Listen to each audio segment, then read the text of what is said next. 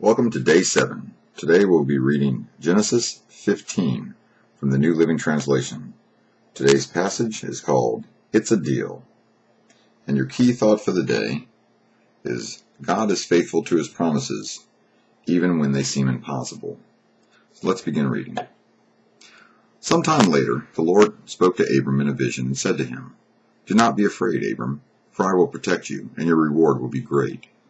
But Abram replied, "O sovereign Lord, what good are all your blessings when I don't even have a son? Since you've given me no children, Eliezer of Damascus, a servant in my household, will inherit all my wealth.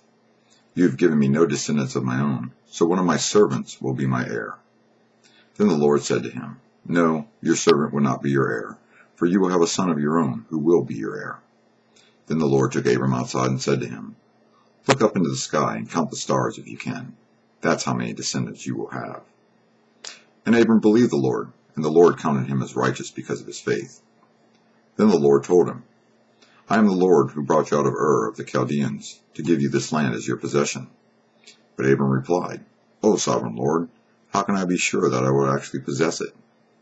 The Lord told him, "Bring a 3-year-old heifer, a 3-year-old female goat, a 3-year-old ram, a turtle dove, and a young pigeon."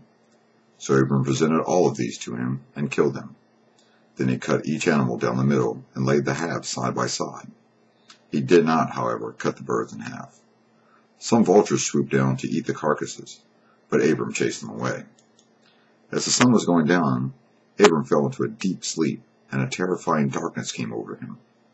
Then the Lord said to Abram, "You can be sure that your descendants will be strangers in a foreign land, where they will be oppressed as slaves for 400 years. But I will punish the nation that enslaves them, and in the end they will come away with great wealth. As for you, you will die in peace and be buried at a ripe old age. After 4 generations, your descendants will return here to this land, for the sins of the Amorites do not yet want their own destruction."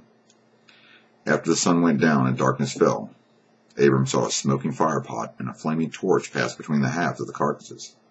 So the Lord made a covenant with Abram that day and said, "I have given this land to your descendants, all the way from the border of Egypt to the great Euphrates River, the land now occupied by the Kenites, the Kenizzites, the Cadmonites, the Hittites, the Perizzites, the Rephaites, the Amorites, the Canaanites, the Girgashites, and the Jebusites."